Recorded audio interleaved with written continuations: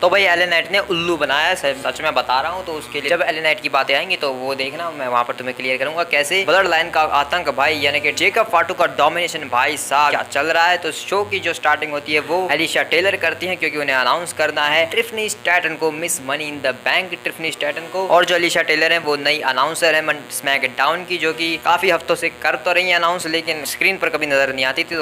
तो आज शायद नजर आ गई। तो इसके बाद शो के ऊपर ट्रिफनी स्टैटन जो है वो अपनी एंट्रेंस करती है, अपना प्रोमो कट करने आती है और वो कहती हैं कि टिफनी टाइम स्टार्ट हो चुका है। और उसी के अंदर जो है रॉक्सन, लिव और बेली चैंपियन है, तो उन्हें जो है टिफी से बचकर रहना होगा। और रही बात उसकी ट्रिश स्ट्रैटस की, तो वो यहाँ पर तो है नहीं, भले ही वो मनी द बैंक की होस्ट क्यों ना थी। तो इस तरीके से भाई टिफनी जो है ट्रिश स्ट्रैटस के ऊपर भी शॉट ले लेती है जो इनका फ्यूचर के मैच को सेटअप करेगा। लेकिन यहाँ पर बेली आकर उन्हें इंटरप्ट करती है, डिंग डोंग हेलो। और बेली आकर कहने लगती है पहले तो मैं तुम्हें बधाई देती हूँ कि तुम मनी द बैंक विनर बन गई, लेकिन तुम कुछ ज्यादा ही बकवास करती रहती हो। तो टिफनी कहती है कि आखिर तुम यहाँ पर करने क्या आई हो, ये टिफी टाइम है, तुम्हें समझ नहीं आता। तो बेली कहते हैं कि चाहे टिफी टाइम हो या कोई भी टाइम चल रहा हो, मुझे कोई फर्क नहीं पड़ता, ये मेरा शो है, मैं आ सकती हूँ, मैं यहाँ की चैंपियन हूँ। तो बेली यहाँ पर सिर्फ ये कहती है कि अगर तुम ये सोच रहे हो कि तुम इस बैंक को मेरे ऊपर कैश इन करोगी कभी भी कहीं भी, तो तुम्हें देखना होगा कि तुम्हारे सामने खड़ी कौन है, मैं कोई। लेकिन तभी यहाँ पर नाया जैक्स आ जाए और नाया जैक्स आकर कहने लगती है, ओ बेली बेली तुम्हें यहाँ पर आने की क्या जरूरत है, तुम्हें स्ट्रैटन की कोई चिंता करने की जरूरत नहीं है, तुम्हें अपने मैच की चिंता करनी चाहिए क्योंकि समझ ले मैं तुम्हें कुचलने वाली हूँ। लेकिन बेली कहते कि ना ना ना, मैं कोई हग वाली बेली नहीं हूँ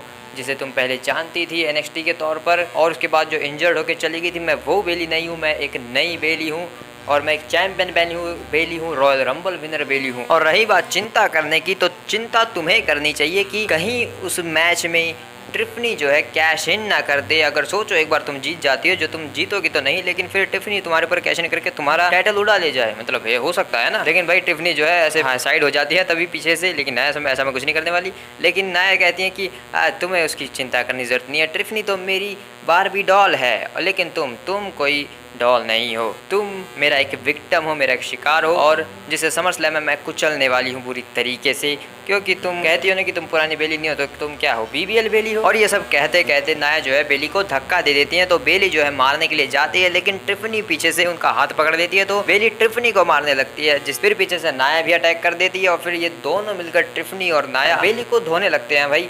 लेकिन तभी पीछे से कोई आकर उन्हें किंडो स्टिक से बचाने लगता है और पता चलता है कि वो मिया चेन है। और मिया चेन यहाँ पर बेली को किस तरीके से बचा लेती है अपनी किंडो स्टिक के जरिए, लेकिन वो टिफनी को नहीं मार पाती वो किंडो स्टिक, क्योंकि टिफनी भाग जाती है रिंग छोड़कर। उसके बाद शो के ऊपर एक मैच होता है मी चेन वर्सेस नाया जैक्स, जिसमें भाई नाया जैक्स जो है पहले तो रिकोशी वाले मूव्स करती हैं, टर्न बकल वाले, जहाँ पर भाई वो अपना एक वाहिया सा मूव करते थे, वो भाई रगड़ देते थे पूरा अपने पिछवाड़े से भाई सुपरस्टार्स को, और भाई पिछवाड़े से टॉन्ट भी करती हैं भाई, चढ़ाती भी है यहाँ पर अपने बेली को भाई इस तरीके से। तो भाई पीछे एरा तो बिल्कुल ही समाप्त हो चुका है भाई, इसलिए मैं जॉन सीना को जरूर मिस करूंगा भाई। तो ये मैच चलता रहता है जिसके एंड में भाई टिफनी आकर किंडो स्टिक रख देती है और फिर रेफरी को डिस्ट्रैक्ट कर देती हैं, लेकिन टिफनी को साइड कर देती हैं बेली रिंग साइड पर। और जब नाया जैक्स से उठाकर मारने जाती है किंडो स्टिक मिया चेन को मैच के अंदर, तो मिया चेन पलटवार करती है, एक डीडीटी लगाती है, टोरेंडो डीडीटी लगाती है यहाँ पर। लेकिन एंड में यहाँ पर एक समॉन ड्रॉप मिलता है मिया चेन को नाया जैक्स की तरफ से। उसके बाद नाया जैक्स अपना एनालाइटर फिनिशर लगाकर पिन करके इस मैच को जीत जाती हैं। लेकिन इस जीत से वो इतनी खुश नहीं है क्योंकि किंडो स्टिक का बदला लेना है, तो भाई दोबारा से एनालाइटर कनेक्ट करने के लिए चढ़ती है टॉप रोप पर। लेकिन बेली आकर जो है अटैक कर देती है नाया जैक्स पर, लेकिन टिफनी आकर बैंक से बजा देती है बेली को इस बार। और उसके बाद नाया जैक्स उन्हें रगड़ देती है भाई टर्न बकल में, और टैग टीम के जरिए यहाँ पर टिफनी एक स्पाइन बस्टर लगाती है बेली को पहले, उसके बाद नाया जैक्स अपना लेग ड्रॉप लगाती है जो उनका पहले फिनिशर हुआ करता था, और इस तरीके से पूरी तरीके से डिस्ट्रॉय कर देते हैं यहाँ पर बेली को। लेकिन टिफनी यहाँ पर नाया जैक्स को तो कह देती है कि जाओ जाओ, लेकिन खुद जो है money in the bank cash in करने के लिए आ जाती है। लेकिन अचानक से नाया आ जाती है, तो वो कहती है कि नहीं नहीं, मैं तो ऐसे ही बस देख रही थी, यहाँ पर ऐसे ही घूम रही थी, मैं जा रही हूँ, चलो चलो। तो भाई टिफनी जो एक्चुअल में डर रही है नाया जैक्स से। तो भाई ये काफी इंटरेस्टिंग चीज होने वाली है कि टिफनी भाई कैश इन करेंगी कैसे जब तक नाया के साथ वो दोस्ती में है। तो दोस्ती में भाई दरार भी देखने को मिल सकती है, और शायद टिफनी स्टैटन वो कड़ी भी हो सकती है, जिसकी वजह से शायद बेली सर्वाइव कर पाए समर स्लैम के बाद भी एज हमारी वुमेन्स चैंपियन, जो कि मैं पर्सनली देखना चाहता हूँ, लेकिन पता नहीं क्या होगा। तो उन सब के बारे में बाद में बातें करेंगे। लेकिन इसके बाद शो के ऊपर बैरन कॉर्बिन आते हैं भाई, फाइनली उन्हें अपना मैच मिल गया। बैरन कॉर्बिन अपोलो क्रूज का मैच होता है अगेंस्ट एंजल गार्जा एंड हुम्बर्टो कारिलो। लेगेडो फैंटास्मा आती हैं भाई अपनी एंट्रेंस करके, लेकिन कुछ ज्यादा ही लंबी एंट्रेंस कर रहे थे, तो भाई यहाँ पर अपोलो क्रूज उनके ऊपर छलांग लगा देते हैं। उसके बाद रिंग के अंदर आकर ये मैच स्टार्ट होता है बैरन कॉर्बिन हुम्बर्टो कारिलो के बीच। और भाई बैरन कॉर्बिन क्या शुरुआत करते हैं भाई, स्टार्टिंग में ही क्लोज लाइंस और अच्छे तरीके से पूरा मोमेंटम हासिल कर लेते हैं। बैरन कॉर्बिन ने खतरनाक शुरुआत देते हैं इस मैच को। उसके बाद बैरन कॉर्बिन एक डाइव भी लगाते हैं भाई अपोलो क्रूज की मदद से। उसके बाद अपोलो क्रूज मैच में आते हैं, सुप्लेक्सेस लगाते हैं, टॉप रोप से एक स्प्लैश लगाते हैं, जो जहां पर लगा था कि भाई शायद मैच खत्म हो सकता है, लेकिन हुम्बर्टो कारिलो आकर पिन फॉल को ब्रेक करवा देते हैं। और हुम्बर्टो कारिलो फिर अटैक करने के लिए जाते हैं, लेकिन बैरन कॉर्बिन जो है सामने से हट जाते हैं और फिर हुम्बर्टो कारिलो को रिंग साइड पर फेंक देते हैं बैरन कॉर्बिन। और बैरन कॉर्बिन जब रिंग साइड पर जाते हैं तो उनकी जो चिढ़ाने लगते हैं सैंतोस एस्कोबार, लेकिन सैंतोस एस्कोबार को मिलता है बैरन कॉर्बिन की तरफ से एक मुक्का। हुम्बर्टो कारिलो जाते हैं बैरिकेड के पीछे, बैरिकेड टूटता नहीं है और रिंग के अंदर भाई ऐसा लगा था कि भाई शायद अपोलो क्रूज जीत जाएगा।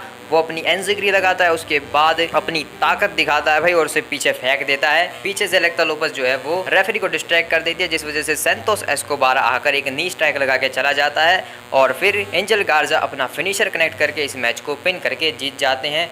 और इस तरीके से अपोलो और बैरन कॉर्बिन को एक और हार मिलती है भाई। एंजल हुम्बर्टो के लिए भाई अच्छी बात है, वो जीत रहे हैं, लेकिन भाई उसी दूसरी तरफ भाई अपोलो क्रूज और बैरन कॉर्बिन की बुकिंग से भाई शायद कोई भी खुश नहीं है भाई। इस तरीके से तो कचरा नहीं करना चाहिए भाई। ये लोग दोनों ही टॉप स्टार है भाई और हमेशा इन्हें अंडररेटेड पता नहीं क्यों रखा जाता है। तो भाई देखेंगे कब तक जो है इनके दिन सुधरते हैं। बैरन कॉर्बिन और अपोलो क्रूज कब अपने लय में आते हैं वापस। लेकिन भाई पीछे चेल्सी ग्रीन आ चुकी है भाई और उनके भाई गर्दन वर्दन टूट गई है, क्योंकि मनी इन द बैंक में बहुत बुरा हाल हुआ था ना भाई। तो यहाँ पर खड़ी है भाई निक ऑल्डिस से बात करने के लिए, तो वो ब्रायन सेक्सटन को कहती है कि तुम यहाँ से चले जाओ, हम यहाँ पर जो है निक ऑल्डिस से बात करके रहेंगे। लेकिन इस सेगमेंट के दौरान भाई पीछे जो है इन सब के पीछे भाई यहाँ पर आल्बा फे किसी से बात कर रही है भाई। कौन है मुझे नहीं पता, तुम कमेंट में बताना कि ये कौन है। लेकिन शायद मुझे ये कहीं वो नई सुपरस्टार तो नहीं लग रही जो AEW से करंटली साइन की है WWE ने, क्योंकि आउटफिट और कपड़ों से तो भाई वही लग रही है। बाकी मुझे पता नहीं, आइडिया नहीं कि कौन है। तुम कमेंट में मुझे बताना कि कौन है, तुम्हें पता हो तो। लेकिन भाई ये दोनों भाई यहाँ पर निक ऑल्डिस के ऑफिस के सामने इंतजार कर रहे होते और वहाँ पर चेल्सी ग्रीन और पाइपर नेविन। लेकिन तभी वहाँ पर पिटी डडली आते और कहते कि हमें भी जो है कुछ बातें करनी है एक डॉक्यूमेंट्री के बारे में निक ऑल्डिस से। तो चेल्सी ग्रीन कहते कि लाइन में रुको, हम यहाँ पर तुमसे पहले खड़े हैं। लेकिन तभी एलन नाइट अंदर से निकलते हैं और एलन नाइट को चेल्सी ग्रीन रुक कर पूछते कि क्या निक अंदर है। तो एलन नाइट कहते कि हाँ वो अंदर ही है, लेकिन फिलहाल उसे डिस्टर्ब मत करना, वो काफ़ी बिजी है, तो तुम थोड़ी देर बाद में चले जाना, जब मेरा सेगमेंट खत्म हो जाए। तो समझे, सेगमेंट खत्म हो जाए। तो उसके बाद एलन नाइट जो है रिंग के अंदर आते हैं अपना प्रोमो कट करने के लिए। उनके हाथ में एक कॉन्ट्रैक्ट होता है। एलन नाइट कहते हैं कि मनी इन द बैंक के बारे में बात करने की जरूरत नहीं है, उसे कोई और उड़ा ले गया और वो कैश इन फेल भी हो गया। लेकिन इससे मुझे कोई फर्क नहीं पड़ता, क्योंकि मैं एक मेगा स्टार हूँ और मेगा स्टार को किसी money in the bank brief case की जरूरत नहीं है कुछ करने के लिए। मेरे पास एक बहुत बड़ी चीज़ है जो मैंने की है, वो है मैंने क्वालिफाई किया था उस बैंक में। तो ज़रा उस क्लिप को दिखाया जाए और वो दिखाते कि कैसे उन्होंने एक मनी इन द बैंक में क्वालिफाई किया था लोगन पॉल को पिन करके। ये बहुत बड़ी बात होती है।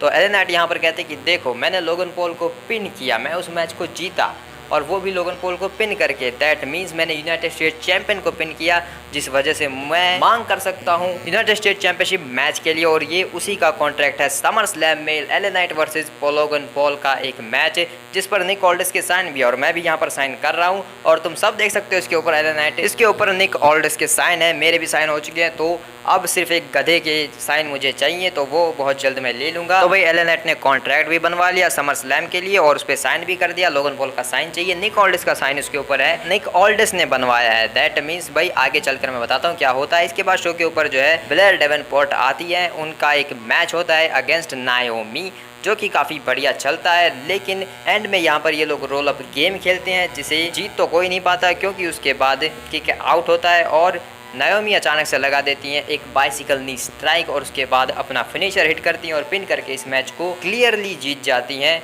और डेवेनपोर्ट को आसानी से हरा देती हैं। नायोमी फील द ग्लो हो जाता है। उसके बाद नायोमी जो है बैक स्टेज में जाती हैं, जहां पर उन्हें जो है चेड कार्गिल और बियांका बेलेयर मिलते हैं, जो उन्हें उनकी जीत की बधाई देते हैं और काफी बातें कर रहे होते हैं। लेकिन जाते जाते वो निक ऑल्डिस के रूम के बाहर पहुंच जाते हैं और वापस और अपनी बातों में भाई वो चेल्सी ग्रीन को चिढ़ा देते हैं कि बस ये लोग कुछ लोग तो यहाँ पर सिर्फ इंतजार ही करते रह जाएंगे निक ऑल्डिस का। जिसके बाद चेल्सी ग्रीन जो है पीछे पीछे उस रूम के अंदर ही चली जाते हैं। लेकिन यहाँ पर चेड कार्गिल और बियांका बेलेयर चली जाती है, तो नायोमी के सामने यहाँ पर ब्लेयर डेवेनपोर्ट आती है और वो कहती हैं कि तुमने मुझे काफ़ी अच्छे तरीके से हराया, मैं अगली बार जो है और अच्छा करने का ट्राई ट्राई करूंगी। तो यहाँ पर वो हाथ भी मिलाती है और उसके बाद यहाँ से चली जाती हैं। लेकिन पीछे से चेल्सी ग्रीन आती हैं और वो कहते हैं कि अगर किसी को भी निक ऑल्डिस से मिलना है तो वो निक ऑल्डिस यहाँ पर नहीं है। एक्चुअल में आज स्मैकडाउन पर वो आया ही नहीं है और फ्रस्ट्रेट होकर यहाँ से चेल्सी ग्रीन चली जाती हैं। एंड देन पीछे से नाओमी के ऊपर आकर ब्लेयर डेवनपोर्ट अटैक कर देती है।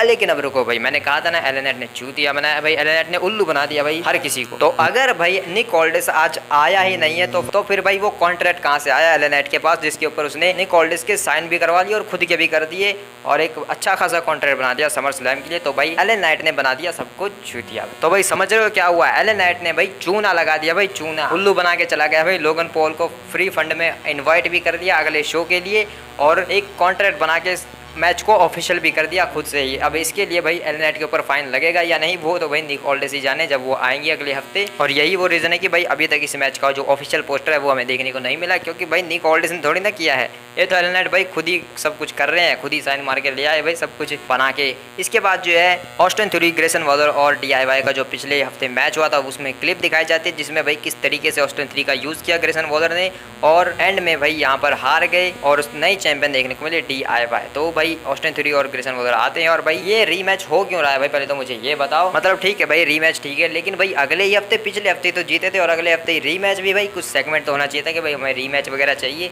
तो ऐसे कुछ करके आगे होना चाहिए था। लेकिन भाई अगले हफ्ते रीमैच बन गया, कोई बात नहीं। मेन इवेंट में ये मैच होता है, ग्रेसन वॉलर अपना फिनिशर बेसबॉल फेस बस्टर लगा देते हैं, ऑस्टिन थ्योरी पिन करते हैं लेकिन किक आउट हो जाता है, जिसमें भाई ग्रेसन वॉलर कुछ ज़्यादा भड़क जाते हैं तो वो ऑस्टिन थ्योरी को पकड़ के लाते हैं और ज़बरदस्ती टैग ले लेते हैं और फिर रिंग के अंदर आते हैं और ये दोनों मिलकर भाई एक स्टॉलन फिनिशर का ट्राई करते हैं DIY के ऊपर, उनका फिनिशर होने के ऊपर। लेकिन भाई इस मैच होता है, दोनों के ही पैर एक दूसरे से भिड़ जाते हैं, जिसके बाद ग्रेसन वॉलर भाई फिर से आते हैं एक नी स्ट्राइक लगाने के लिए, लेकिन भाई वो तमाशो चांपा आगे से हट जाते हैं और ऑस्टिन थ्योरी को ही वो नी स्ट्राइक पड़ती है। एंड देन तमाशो चांपा और जॉनी गर्गानो मिलकर लगाते हैं अपना शटर मशीन, उसके बाद अपना टैग टीम फिनिशर और इस मैच को पिन करके जीत जाते हैं और रिटेन कर लेते हैं अपनी टैग टीम चैंपियनशिप्स को। जिसके बाद रिंग साइड के ऊपर ग्रेसन वॉलर और ऑस्टिन थ्योरी की जो है लड़ाई हो जाती है कि क्यों हार गए हम तेरी वजह वेरिएशन से। लेकिन तभी वहीं पर समान वेरिएबल पाकर यानी कि जो हमारे नए इम्पोल्सर है भाई ब्लड लाइन के, वो आकर अटैक कर देते हैं, सारा सब कुछ सत्यानाश कर देते हैं। ये पूरा जो सेगमेंट है ब्लड लाइन वगैरह का जो भी कुछ था भाई स्मैकडाउन के ऊपर जो भी कुछ हुआ वो सब जो ऑलरेडी एक वीडियो में अच्छे से डिस्कस किया है, तो मुझे जाकर वो वीडियो देख सकते हो। लेकिन यहाँ से भाई सोलो सिकोआ और कोडी रोड्स का मैच कंफर्म हो गया एक तरीके से और रोमन रेंस को भाई खुली चुनौती दे दी यहाँ पर सोलो सिकोआ ने कि भाई जब तू आएगा तुझे मुझे एक्नॉलेज करना पड़ेगा। वो रोमन रेंस को बोलते हैं कि जब रोमन रेंस आएगा तो उसे भी मुझे एक्नॉलेज करना पड़ेगा और अगर उसे ट्राइबल चीफ की गद्दी चाहिए तो उसके लिए उसे लड़ना पड़ेगा मेरे से। तो भाई सोलो सिकोआ को गद्दी का नशा हो गया और कुछ नहीं। इसके बाद भाई जब चीज़ें ऑफ एयर हो जाती है तो सोलो सिकोआ जा रहे होते हैं और वो कहते हैं कि मैं सब कुछ चलाता हूँ, अब मैं आदमी बन चुका हूँ, पहले क्या था औरत था और मैं ही सब कुछ चलाता हूँ और अपने तरीके से चलाता हूँ। और भाई तांगल हो तो कुछ बोलते नहीं भाई, किसी कुछ बोलने के लायक ही नहीं है भाई वो तो। और तामा तोंगा भाई वो तो हमेशा बस यही करते रहते हैं, आया पता नहीं क्या करते हैं भाई। और जेकब फाटो ये बंदा हमेशा मूड में रहता है, सही तरीके से नमस्ते करके निकल लेता है। और जब चीज़ें ऑफ एयर चली जाती हैं तो भाई रैंडी ऑर्टन को कोडी रोड्स जो है यहाँ से उठा कर लेकर जाते हैं, उसकी पीठ में दर्द हो रहा है भाई, चला भी नहीं जा रहा भाई रैंडी ऑर्टन से। भाई इतनी सेल एक्टिंग कर कैसे लेते हैं, रैंडी ऑर्टन ऐसा दिखाते हैं कि भाई सच में इंजरी हो गई है, अब भाई आएंगे नहीं रैंडी ऑर्टन, जैसे कोई इंजरी ना हुई हो, एक्चुअल में सब कुछ जो है स्टोरी के मुताबिक हो तो ज़्यादा अच्छी बात है। शो के ऊपर इसके बाद एक डार्क मैच होता है, डेमियन प्रीस्ट वर्सेस जे उसो, जो कि भाई पहले होना था लेकिन अनफॉर्चुनेटली नहीं हो पाया था, तो भाई इस बार ये हो जाता है भाई। लेकिन भाई जे उसो है भाई तो वो हीट करने लगता है भाई पूरे अरीना के साथ, जिसे देखकर भाई डेमियन प्रीस्ट बिल्कुल खुश नहीं होते। लेकिन डेमियन प्रीस्ट भी भाई फिर हीट करने लगते हैं जे उसो के साथ, तो ये मोमेंट काफ़ी बढ़िया था। डेमियन प्रीस्ट दिखाते हैं कि भाई वो अच्छे बंदे हैं अभी, लेकिन उसके बाद अपनी असलियत भी दिखा देते हैं, अटैक कर देते हैं जे उसो के ऊपर। मैच स्टार्ट हो जाता है, एंड में यहाँ पर एक सुपर किक लगती है, उसके बाद एक स्पीयर लगती है, उसो स्प्लैश के लिए जाते हैं जे उसो, लेकिन उसका काउंटर होता है और उसके बाद साउथ ऑफ हेवन लगती है, जे उसो को पिन होता है 1 2 3, डेमियन प्रीस्ट जो है जीत जाते हैं इस मैच को। एक मैच और होता है ब्रॉन स्ट्रोमन और कार्लिटो के बीच, जिसमें कार्लिटो को ऑब्वियसली पूरी तरीके से धो देते हैं ब्रॉन स्ट्रोमन, और ये सब डार्क में भाई अपनी स्ट्रोमन एक्सप्रेस चलाते हैं। उसके बाद रिंग के अंदर आते हैं, टर्न बगल में पीस देते हैं, उसके बाद अपना फिनिशर पावर स्लैम लगाते हैं, पिन करते हैं, मैच को जीत जाते हैं यहाँ पर ब्रॉन स्ट्रोमन। और भाई शो के अब जो ये चीज़ें भाई सब कुछ ऑफ एयर हुई थी, लेकिन जो ऑन एयर हुआ था इंटरव्यू जो कि अंतरादे का ले रहे थे ब्रायन सेक्सटन, जिसमें वो कहते हैं कि WWE ही मेरी डेस्टिनी है, यहीं पर मुझे आना था, लेकिन कार्मेलो आकर उन्हें डिस्टर्ब कर देते हैं और वो कहते हैं कि तो मैं कह रहा था कि ऐसा लोग कहते हैं, लेकिन भाई कार्मेलो बहुत डिस्टर्ब कर रहा होता है। तो ब्रायन पूछ लेते कि अब आपके आगे क्या है, तो एंड अंद्रादे कहते हैं कि हिम, ये है गधा इंसान मेरे आगे। तो कार्मेलो जो है वो यहाँ से नाराज होकर चले जाते हैं, क्योंकि अगले हफ्ते के लिए अंद्रादे वर्सेस कार्मेलो उसका मैच जो है ऑफिशियल हो जाता है और लोगन पॉल भी आने वाले हैं, रिटर्न करने वाले। उल्लू बना के बुला लिया भाई लोगन पॉल को LA नाइट ने। तो भाई काफी बढ़िया शो था और LA नाइट ने तो भाई काफी करिश्मा ही कर दिया एक तरीके से, वही चीज मुझे सबसे बेस्ट लगी। और फिर भाई रैंडी ऑर्टन को किस तरीके से धोया है और जेकब फाटू का जो भी कुछ था भाई सब कुछ बढ़िया था भाई। तो मिलते हैं किसी और वीडियो में, तब तक के लिए